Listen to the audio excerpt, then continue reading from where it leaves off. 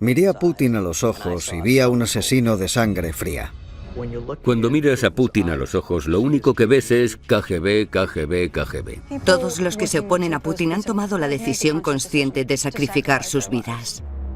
Si Vladimir Putin pudiese haberme asesinado de forma que nadie relacionase mi muerte con él, ya estaría muerto.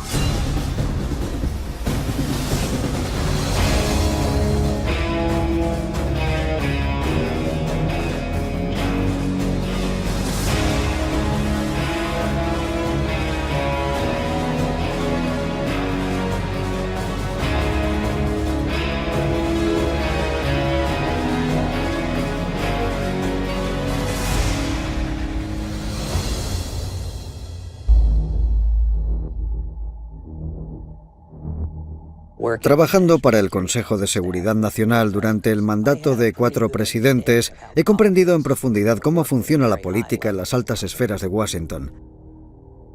Hubo un periodo en el que parecía que había opciones reales de entendimiento entre Occidente y Rusia. En parte esto se debió a que durante casi todo el mandato de Bush, parecía que Putin seguía buscando una forma de colaborar con Occidente. Fue el primer líder en llamar al presidente Bush después del 11S para ofrecerle su apoyo. No se me ocurre mejor forma de tender la mano a la Casa Blanca.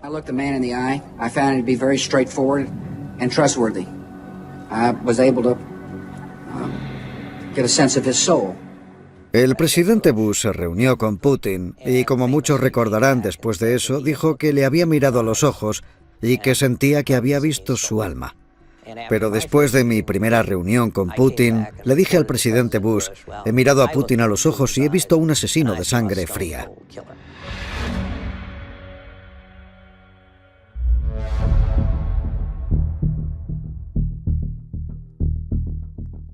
He recorrido Rusia de cabo a rabo. Es un país que verdaderamente me encanta. También me gustan mucho los rusos, por muy difíciles que a veces sean de tratar. La primera vez que vi a Putin, y fui consciente de su existencia, fue en la oficina de un hombre llamado Anatoly Sobchak, que era el alcalde de San Petersburgo. Sentado en un escritorio junto a él, estaba ese personaje bajito, un tanto astuto, de pelo rubio y aspecto modesto. Y se trataba nada más y nada menos que de Vladimir Putin. La verdad es que no hablé con él. ¿Por qué iba a hacerlo? No era nadie importante. Para que nos entendamos, si hubiese tenido que hacer una lista de las 100 personas que más posibilidades tenían de llegar a primer ministro de Rusia, no habría incluido su nombre en la lista. Y creo que muchas otras personas sintieron algo parecido. Es impresionante que Putin haya llegado a primer ministro en tan poco tiempo.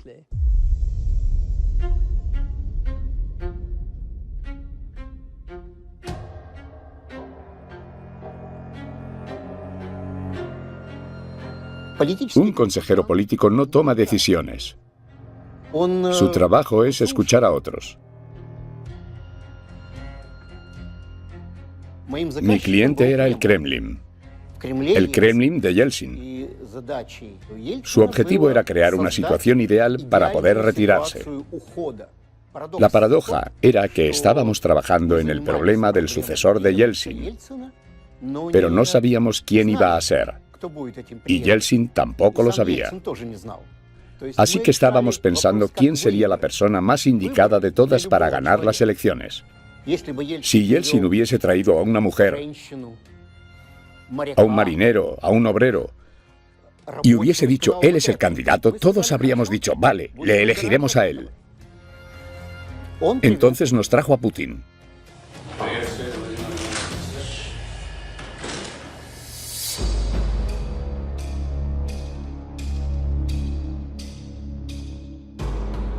En los años 70 mis padres decidieron abandonar la Unión Soviética. Recuerdo que una vez le pregunté a mi madre que por qué habían tomado esa decisión y ella me dijo, podemos sacrificar nuestras vidas luchando contra este régimen o podemos irnos y vivir tranquilamente en otro lugar y no estamos dispuestos a sacrificar nuestras vidas. Durante la década de los 90 ocurrieron muchas cosas cuya legalidad era bastante cuestionable y en un momento dado Yeltsin se dio cuenta de que si la oposición llegaba al poder, él tendría muchas posibilidades de ser procesado. Y sabía que era bastante probable que acabase pasando el resto de sus días en una prisión rusa. Y la forma más sencilla de evitar que eso ocurriese era consagrar al que sería su sucesor y asegurarse de que esa persona se encargase personalmente de garantizarle inmunidad frente a la fiscalía. Unos días antes de que Putin fuese nombrado primer ministro, comenzó una oleada de ataques terroristas. The midnight explosion collapsed 64 apartments, one on top of the other. The living have been rescued. All that remains is the dead. Putin tomó el puesto de comandante en jefe y Yeltsin se lo permitió. Это вызов уже не государству, это вызов народу. И поэтому ответ должен быть соответствующий. Он должен быть сверхжестким. Y su popularidad se disparó. De esta forma pasó de no tener reconocimiento público a ser conocido por todos los habitantes del país, además de convertirse en el político más popular de Rusia, y todo esto en el transcurso de 2 meses. Después de la primera explosión en un edificio de apartamentos, fui al despacho de mi editora y me dijo: hay gente que piensa que ha sido obra del FSB. El FSB es la agencia que sustituyó al KGB. Todos nos reímos porque era una idea demasiado descabellada. Pero entonces ocurrió algo muy extraño.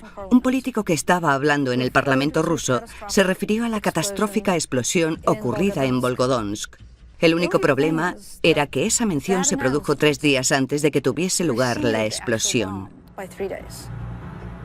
Así que en 6 meses pasé de reírme de la idea de que esto podría ser obra del FSB a pensar que esa era la explicación más plausible, que esto era un plan para que Putin pasase de ser un político desconocido a convertirse en el más popular del país.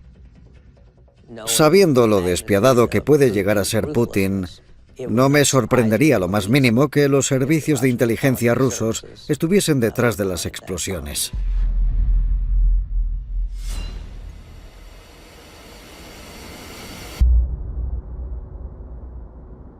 In London today, authorities revealed that former KGB spy Alexander Litvinenko, who died yesterday, was killed by a rare and deadly radioactive poison.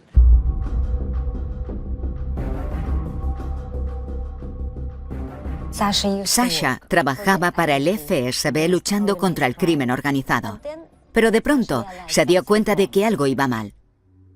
Concretamente, se trataba de la corrupción que se había extendido por todo el FSB. Sasha dijo abiertamente: el FSB se ha convertido en una organización muy peligrosa. He was in charge of the internal investigation unit looking into corruption within the Russian intelligence service. He found a lot. He made a great deal of enemies.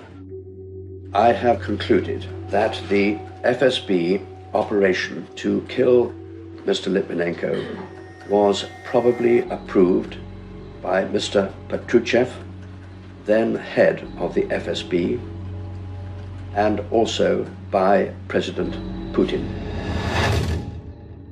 Todo empezó a medianoche. Se empezó a sentir muy enfermo. No podía articular palabra, porque le dolía muchísimo la garganta y se le puso blanca. Tenía todos los tejidos internos dañados. Yo intenté calmarle diciéndole: Sasha, vas a salir de esta. Pero entonces me di cuenta de que le había arrancado sin querer el pelo con los guantes. Esos fueron los 2 últimos días de la vida de Sasha. Durante 23 días vivió un auténtico calvario, desde el primero hasta el último día.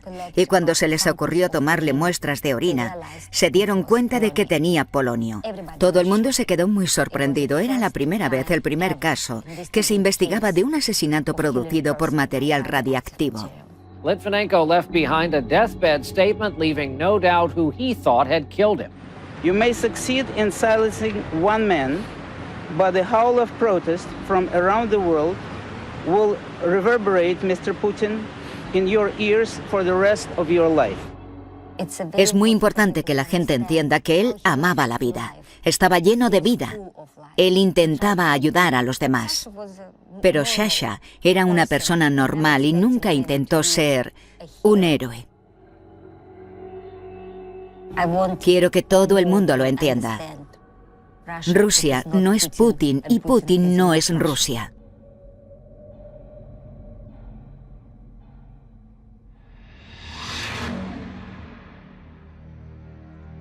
Si tuviese que nombrar así a bote pronto personas que han muerto en circunstancias misteriosas y a las que Putin tenía razones para querer ver muertas, podría empezar con Anatoly Sobchak, que murió de un misterioso ataque al corazón; Sergei Yushchenkov, un parlamentario asesinado de un disparo delante de su apartamento; Yuri Sekosygin, periodista de investigación y miembro del Parlamento, muerto por una misteriosa reacción alérgica; Stanislav Markelov, un abogado activista por los derechos humanos; y Anastasia Baburova, que pasaba en ese momento a su lado; Natalia Stemirova, activista por los derechos humanos chechena, secuestrada y hallada muerta; Ana Politkovskaya, periodista de investigación que sobrevivió a un intento de asesinato por envenenamiento y que finalmente fue tiroteada en su bloque de apartamentos.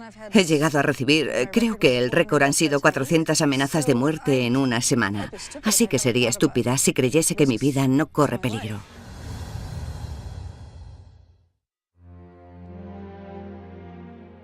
Un país en el que las principales figuras disidentes son asesinadas es un país en el que vive alguien fácilmente irascible.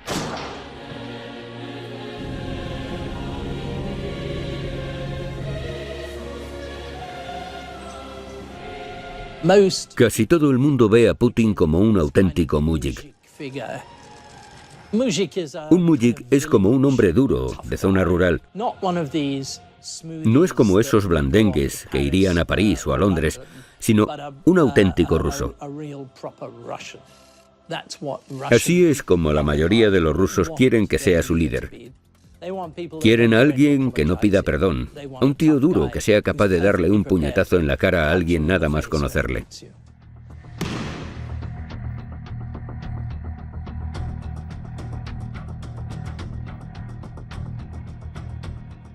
Cuando Rusia pasó del comunismo al capitalismo, para los empresarios se abrió una puerta a un mundo de posibilidades en el que se podían hacer fortunas de forma instantánea.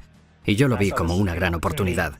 Abrí un fondo de inversiones para invertir en estas empresas. Una de las primeras cosas que hicimos para estudiar la situación fue analizar las pérdidas de Gazprom.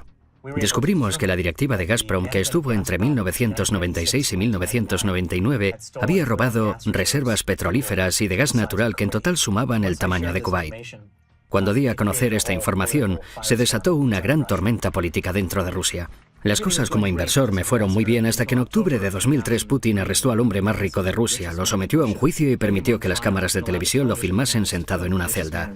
Y uno a uno todos los oligarcas rusos volvieron a Rusia, se reunieron con Putin y le dijeron: Vladimir, ¿qué tenemos que hacer para que no nos metas en una celda? Y desde ese momento los oligarcas dejaron de ser los enemigos de Putin y pasaron a ser sus socios. Entonces Putin y yo dejamos de tener los mismos intereses y se volvió contra mí. Me parece que Putin tiene una visión muy maniquea de la gente con la que trata. Básicamente piensa, o estás conmigo o estás contra mí.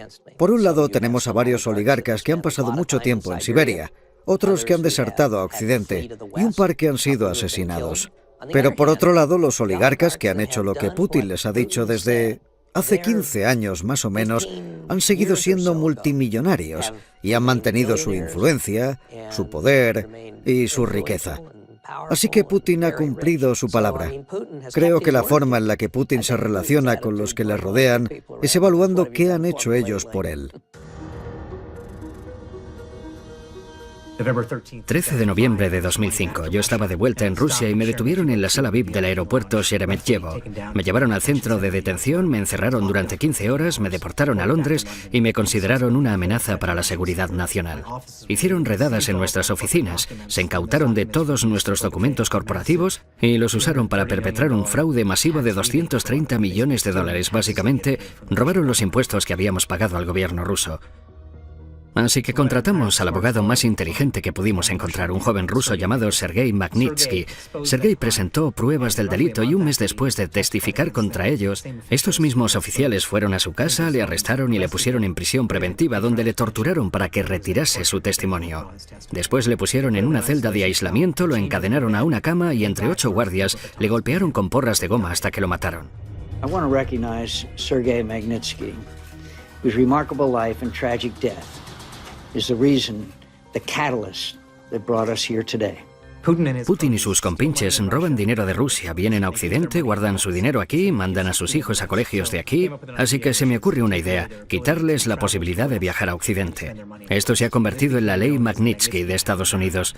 Putin ha dicho que su principal política internacional es tumbar esta ley. Hemos dado con el talón de Aquiles del régimen de Putin. We are sending a signal to Vladimir Putin and to the Russian kleptocracy that these kinds of abuses of human rights will not be tolerated. En represalia, Putin llevó a cabo un juicio en 2013 en el que sentó en el banquillo de los acusados a Sergei Magnitsky, que había sido asesinado por sus oficiales en prisión. Un juicio a un muerto. A mí me juzgaron in absentia como coacusado. Había 2 asientos vacíos en una jaula en un juzgado supremo ruso. Estaban el juez, los fiscales, los abogados de oficio, los alguaciles, los periodistas judiciales, las salas de prensa, los reporteros, y nos declararon culpables a los 2. Esta fue la primera vez en la historia de Rusia que juzgaron a un hombre muerto. A Sergei no podían hacerle nada después de declararle culpable, pero a mí me condenaron in absentia a 9 años en una cárcel rusa. Si Vladimir Putin pudiese haberme asesinado de forma que nadie relacionase mi muerte con él, ya estaría muerto.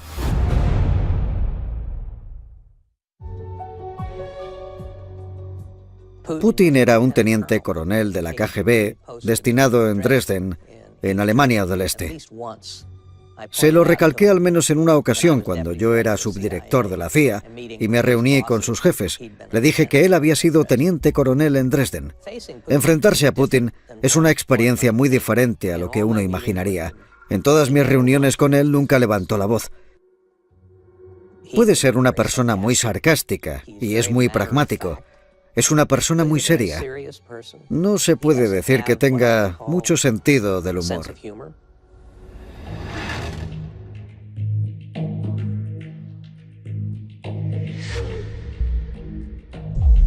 Cuando eres el director de la CIA y del Departamento de Inteligencia, tienes una idea bastante acertada de cómo piensa una persona que trabaja en inteligencia. Tienes bastante claro cómo actúa Putin, porque antes hacía exactamente lo mismo: llevar a cabo operaciones de inteligencia, llevar a cabo operaciones de espionaje, intentar debilitar nuestro país por todos los medios posibles. Él actúa creyendo que puede hacer todo lo que quiera. Y cuando una persona cree que puede actuar así, estamos ante alguien muy peligroso. Cuando miras a Putin a los ojos, lo único que ves es KGB, KGB, KGB. Vladimir Putin era el jefe de la policía secreta. Se trata de una organización que mata, envenena, asesina, y por eso no tengo ninguna duda de que todos los asesinatos de personas importantes que se han producido en Rusia se han llevado a cabo con el beneplácito de Putin, y posiblemente también hayan sido ejecutados por orden suya. Durante cientos de años, el Estado ruso ha utilizado el veneno como arma contra sus enemigos.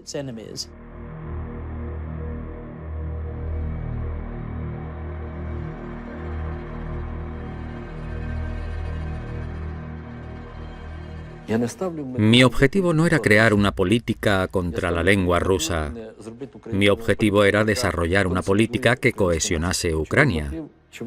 Esa fue la razón por la que fui invitado a reunirme con el jefe del Servicio de Seguridad ucraniano. Yo era reacio a ir a esa reunión.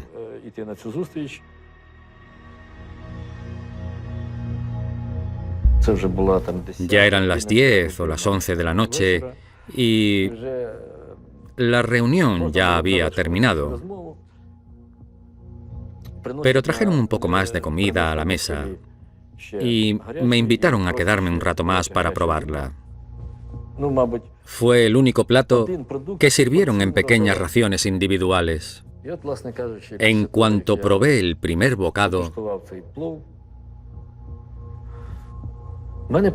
sentí un dolor de cabeza muy fuerte. A los 2 o 3 minutos, el dolor se volvió insoportable. Entonces se me empezó a hinchar la cara hasta ser el doble de su tamaño normal. La piel se me puso azul y rosa.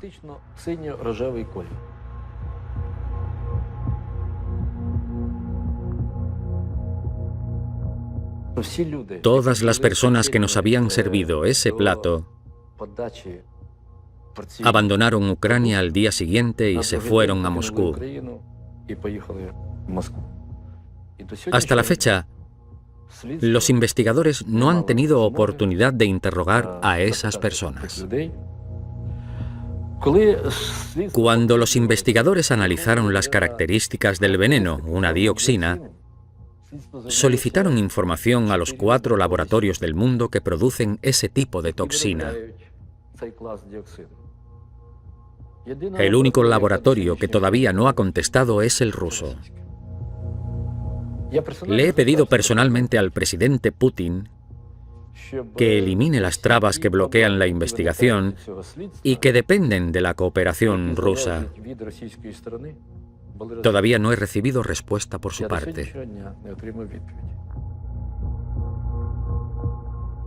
Wir haben unsere Untersuchungen in den letzten 24 Stunden größtenteils abgeschlossen, dass bei Herrn Dr. Juschenko eine Vergiftung mit Dioxin vorliegt.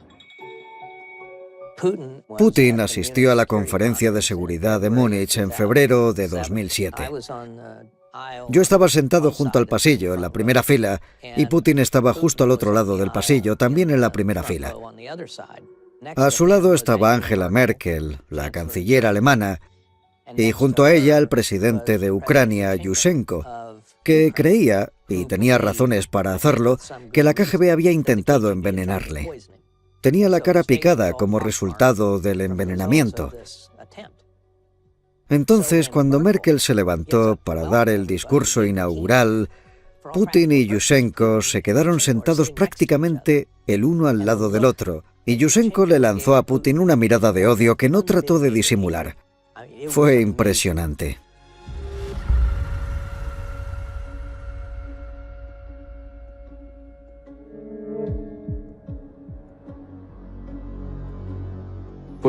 Me gustaría recalcar que las políticas llevadas a cabo hoy en día por Rusia están dictadas por Putin, todas y cada una de ellas.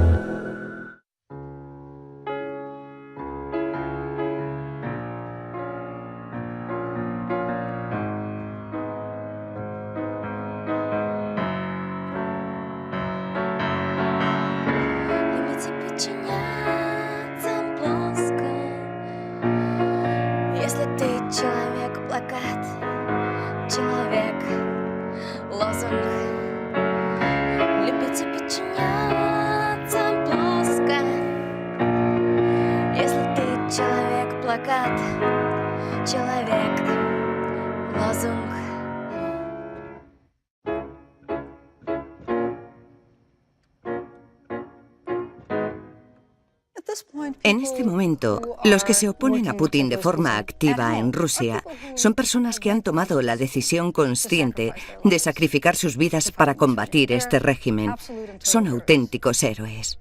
Sin duda, entre ellos, yo incluiría a las mujeres de Pussy Riot. Fueron las primeras personas que Putin encarceló por llevar a cabo protestas pacíficas, cosa que ahora mismo nos parecería imposible de imaginar. Solo han pasado 4 años, pero hoy parece agua pasada. It was a mixture between hard rock music gig and prayer vigil to the Virgin Mary, who they implored to remove Vladimir Putin from office. Several days later, alleged participants in this punk prayer protest were detained. The young women now face 7 years in jail for hooliganism.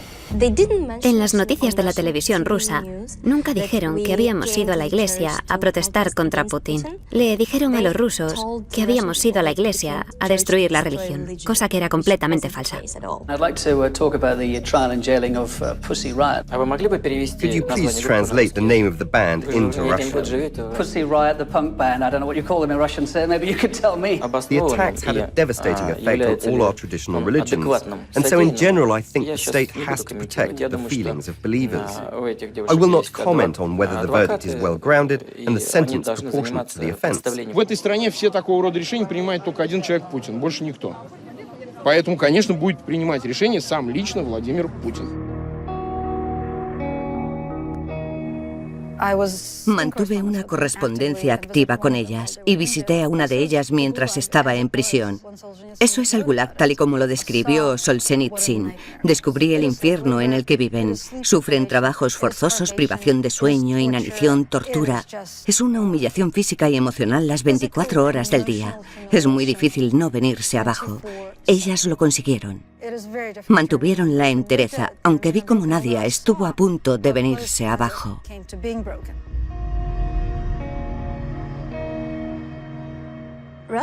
Las prisiones rusas para mujeres son mucho más duras que las de los hombres.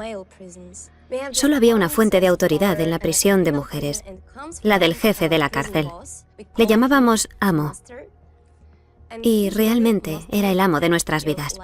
Teníamos que trabajar 16 horas al día. No nos dejaban ir al baño o parar para comer algo o ir a fumar. Teníamos escasez de medicamentos, escasez de comida. Nos aplicaban castigos no autorizados. Las demás reclusas tenían prohibido hablar conmigo, porque corrían el riesgo de contagiarse de mi virus político. Pero de todas formas, algunas de ellas me pasaban notas, hablaban conmigo en secreto, y yo pensé, tengo que hacer algo para solucionar esto. Así que me puse en huelga de hambre. Escribí una carta abierta que se publicó en el principal medio de comunicación independiente ruso. Y como estaba haciendo huelga de hambre, tenía derecho a estar aislada.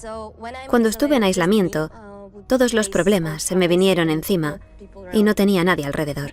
Debido a la huelga de hambre, me empezaron a salir ampollas en la piel, por todo el cuerpo y la cabeza, entre el pelo. Dolía y me daba un poco de miedo, porque no sabía si me quedarían cicatrices después. Y, obviamente, los guardias y los médicos de la prisión venían a decirme, vas a morir mañana, tienes que acabar con la huelga de hambre.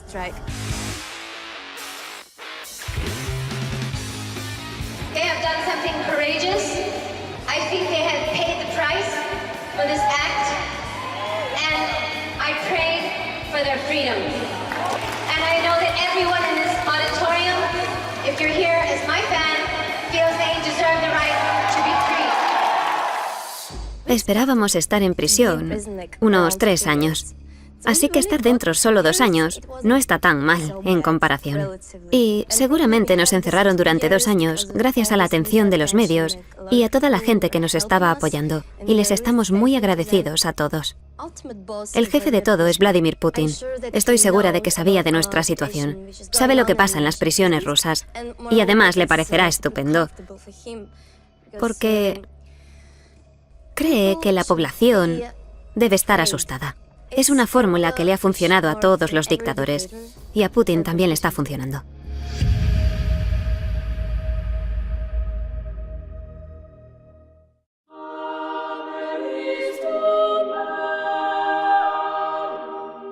Putin es una persona que valora 2 cosas en la vida: el dinero y el poder.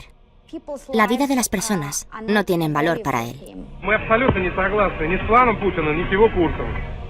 Mi padre era el líder de la oposición y creía que su misión era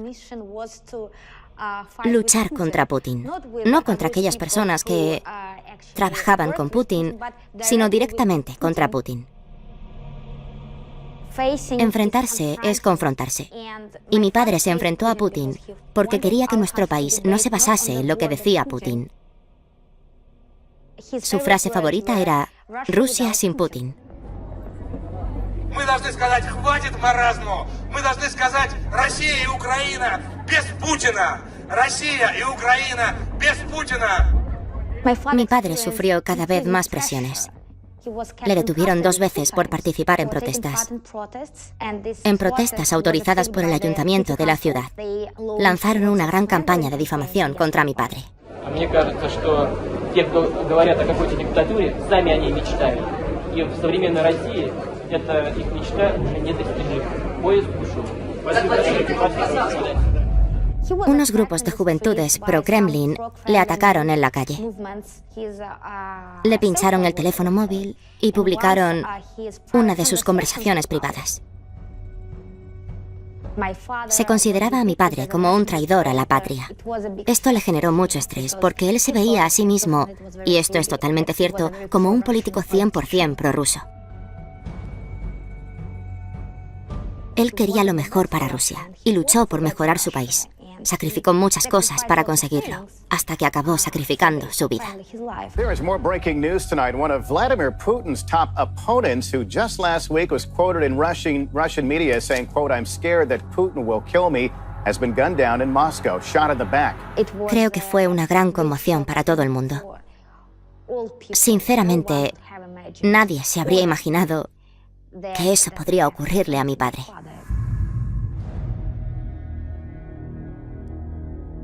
La única forma de que alguien pudiese haber llevado a cabo un asesinato enfrente del Kremlin contra el político más querido de la oposición sería por instrucción explícita de Vladimir Putin.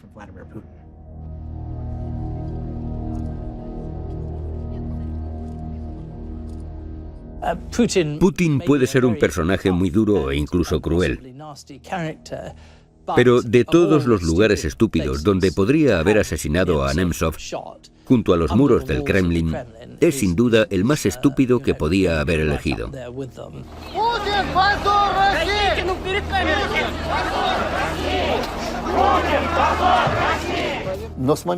Después del asesinato de Nemtsov, cambió nuestra situación. Y la opinión con respecto a Putin también cambió. Es muy improbable que vuelva a dar una orden como esa. Sin embargo, ha creado un sistema en el que algo así puede ocurrir de nuevo sin él. Nemtsov fue asesinado bajo las ventanas de Putin. Fue un revés muy duro para la autoridad de Putin y su capacidad de controlarlo todo. Era evidente que Putin se vio muy afectado por el asesinato, porque desapareció durante algunos días. Se dio cuenta de que la calle no estaba bajo su control.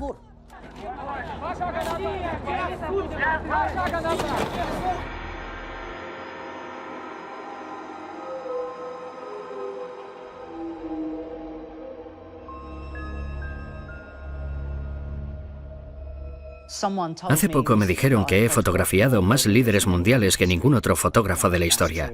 No sé si es cierto, pero estoy muy familiarizado con el poder y es algo que me fascina. No hay nadie como Putin. Nadie. Es diferente. No se esfuerza en ser como es. Simplemente es así. Tiene esa tranquilidad fría, silenciosa, que te hace temblar de miedo. Me avisaron de este trabajo 4 semanas antes de la sesión de fotos. Era para la revista Time y estaban preparando el especial de personaje del año. Volé a Moscú aún sin estar seguro de cuándo iba a ser la sesión. Me metieron en un hotel y me dijeron que esperara. Y así pasó un día tras otro, y cada vez estaba más desesperado. Por fin un día me llamaron. Mañana por la mañana te recogerá un BMW negro del Kremlin. Me llevaron por las calles de Moscú acercándonos hasta el imponente edificio del Kremlin. Pero de repente pasamos de largo y entramos en un bosque oscuro, desolado y gótico. Entonces pensé que me iban a liquidar.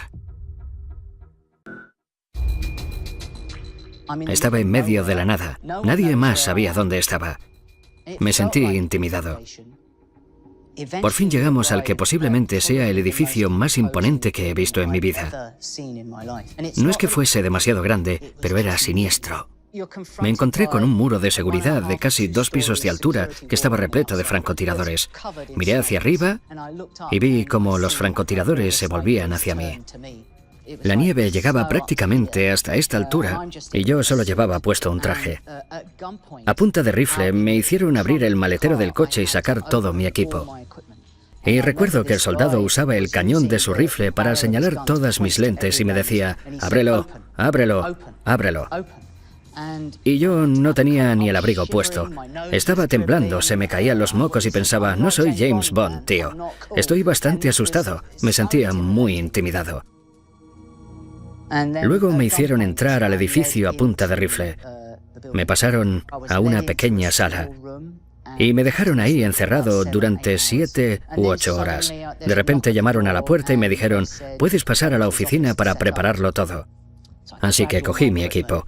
Pero me dijeron, solo tienes 15 minutos. Mientras estaba como loco montándolo todo, me di cuenta de que necesitaba un enchufe para el foco de luz estroboscópica. Una banda de guardaespaldas me vigilaba. Entonces vi una toma de corriente, pero ya había algo enchufado ahí, era un enchufe junto a una mesa. Intenté tirar del cable para enchufar el foco y recuerdo que todos me gritaron, ¡Niet! ¡Niet! Uno de ellos me señaló el cable y lo siguió hasta el escritorio, donde vi que llegaba a un teléfono rojo que estaba dentro de una urna de cristal, y en el que solo había un botón. Todo eso se sumó a la tensión de la situación. Parecía que estaba intentando hacer una locura en la oficina de Putin. Las puertas se abrieron de par en par. Putin entró en la habitación. Estaba flanqueado por, creo que eran 2 traductores que estaban constantemente susurrándole al oído. Tenía también un grupo de personas que debían ser consejeros políticos y detrás venía una banda de tipos duros. Ya me entendéis, cabezas rapadas. Uno de ellos tenía una cicatriz. Ese tipo de gente. Se acercaron a mí y le dije muy nervioso, señor presidente, es un gran honor para mí estar en Rusia y si me lo permite me gustaría hacerle una pregunta. No tiene nada que ver con la política. Los traductores le susurraron al oído y se dieron todos la vuelta para mirarme y me dijeron, ¿cuál es la pregunta? No tenemos mucho tiempo, así que le dije, soy un gran fan de los Beatles. ¿A usted también le gustan? Ellos le tradujeron la pregunta, entonces él miró a los traductores y a los consejeros y supongo que en ruso les ordenó a todos que saliesen de la habitación inmediatamente. Fue muy brusco, casi como si les dijese fuera. Así que nos quedamos Putin, la banda de tíos duros y yo. Y de nuevo, no sabía qué era lo que iba a pasar, ¿me entendéis? ¿Había hecho algo terrible? ¿No debía haber tenido ese comportamiento humano? ¿No debería haber sido una persona normal y haberle preguntado esa pregunta que tantas ganas tenía de hacerle? Entonces me miró y en un perfecto inglés me dijo, me encantan los Beatles. Yo le contesté, no sabía que hablase inglés. Y él simplemente asintió en silencio. No habla demasiado, es bastante callado. Pero tiene una especie de carisma cristalino en los ojos. Entonces me dijo, ¿qué quieres hacer? ¿Vamos allá? Recuerdo que mientras estaba enfocando la cámara, me estaba costando mucho evitar que me temblase la mano. Al final acabé a 4 centímetros de su nariz. Podía sentir su respiración en mis manos mientras enfocaba la cámara. Desde ese ángulo, cuando le miré a los ojos, vi puro poder. Era algo frío, tranquilo. Era un poder que no había sentido nunca. Era como si me estuviese diciendo, Rusia ante todo, cueste lo que cueste.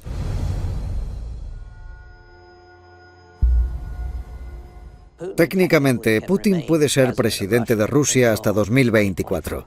Creo que va a hacer lo imposible por ser el presidente de Rusia durante el resto de su vida, que va a cambiar la Constitución de alguna forma para poder ser reelegido continuamente, como pasaba en las elecciones que se celebraban durante la Unión Soviética, donde el resultado estaba decidido de antemano. Empezó a gobernar un país en un momento muy doloroso de su historia. Aún no se había recuperado del totalitarismo, no se había recuperado del gobierno comunista, aún no se había reconciliado con su memoria, destruyó la cultura volviendo a implantar un estado totalitario, y no sé si Rusia se volverá a recuperar del impacto de este periodo. Se mueve rápidamente. En cuanto ve una oportunidad, intenta aprovecharla. Cree que, reafirmando su poder, puede llegar a controlar el devenir de los acontecimientos. Pero no ha pensado fríamente a dónde lleva todo esto. Creo que se ha embarcado en una misión que no va a tener buenos resultados.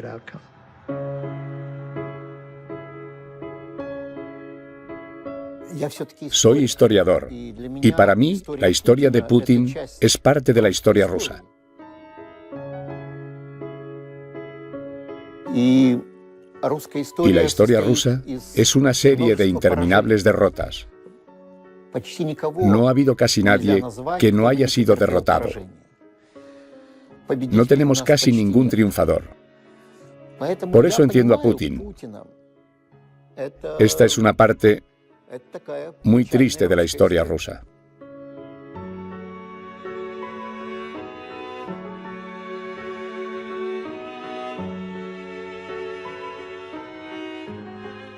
Putin ha creado un mito de sí mismo, ha hecho creer a los demás que si él no está en el poder, si no es un hombre fuerte, todo el país se desintegrará. El pueblo ruso se merece algo mejor y Rusia también se merece algo mejor. Librarse de Putin sería solo la primera piedra del camino para Rusia. Se convirtió en presidente porque fue capaz de prometerle a Boris Yeltsin que protegería a la familia Yeltsin y todo el dinero que ésta había robado. Y ha mantenido su palabra. Hoy en día no hay nadie en Rusia que pueda prometerle lo mismo a Vladimir Putin. Personalmente creo que va a salir de su despacho con los pies por delante.